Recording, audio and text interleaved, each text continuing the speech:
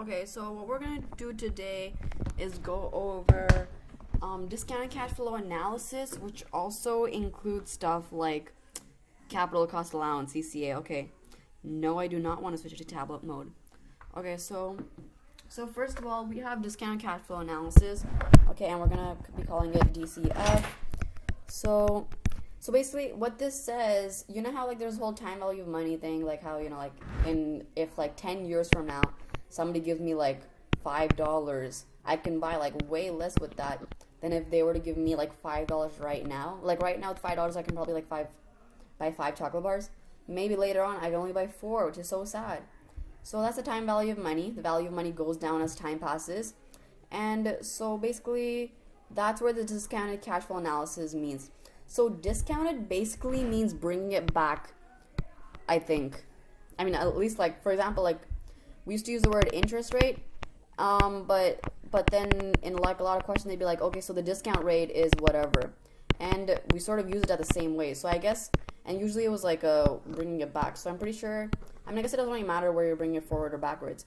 But anyway, the basic idea is that discounted cash flow means like discounting means you're accounting for the time value of money, like the whole like, oh my god, how long has it been, whatever. So cash flow is how much money you get, so like the money that comes in versus the money that goes out. And so the discounted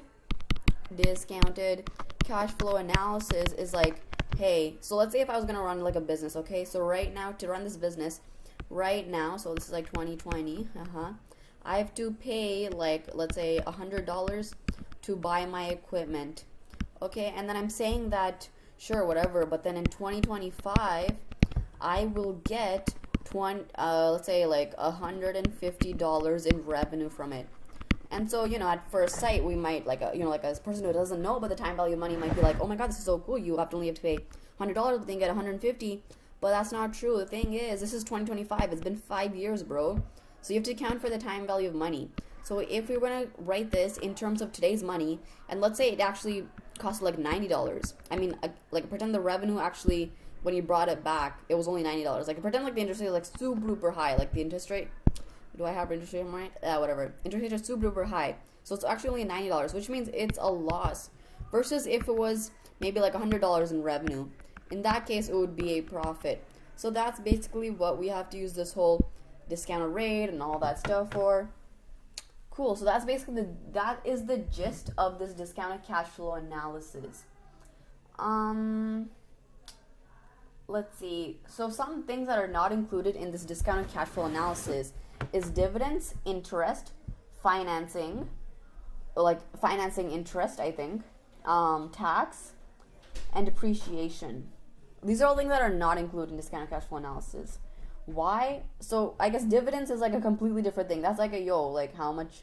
Let's say you're actually. So this thing that we had here was like, oh my god, actually might be different.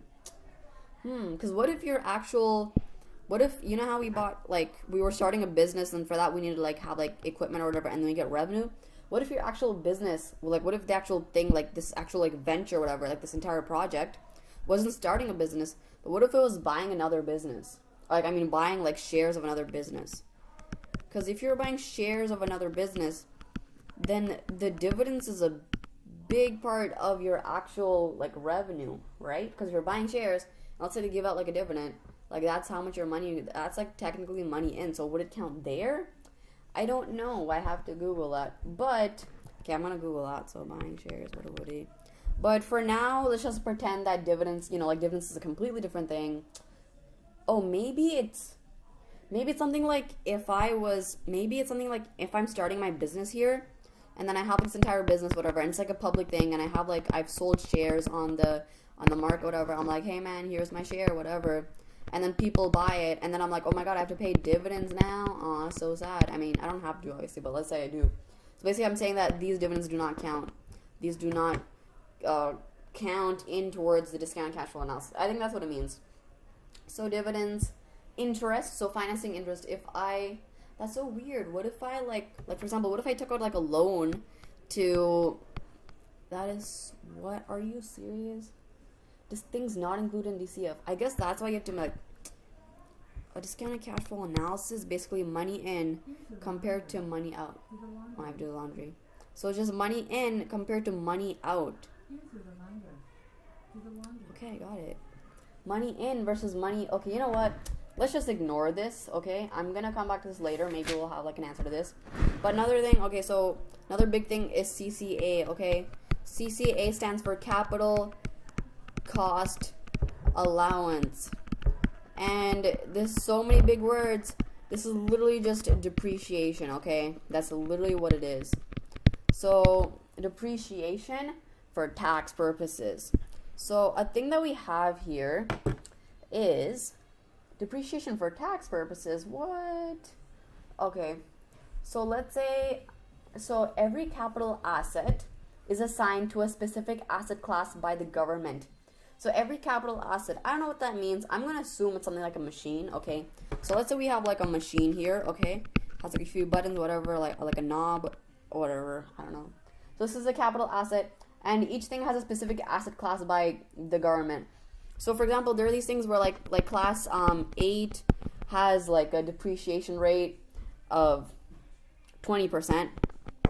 And there's like a lot of other stuff, and I think like one of them, like for example, like big machinery has like a high depreciation rate, but there's actually something like China, like fine China, like those plates and stuff like that, China, and those actually have like a very low rate. I don't actually know. They probably have a low rate, like it's China, like it's like, you know, like dishes. I don't know how much depreciation you can have, but basically I guess like machines are like really big, and then there's like utensils. Oh, that's a better word, utensils.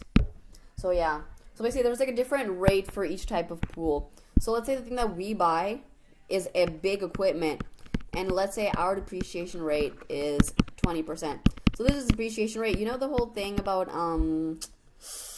you know that the diminishing balance method, like the double diminishing balance thing, where you would do like 1 over the useful life or whatever, something like that, and you each time you have to multiply the carrying amount times this depreciation rate.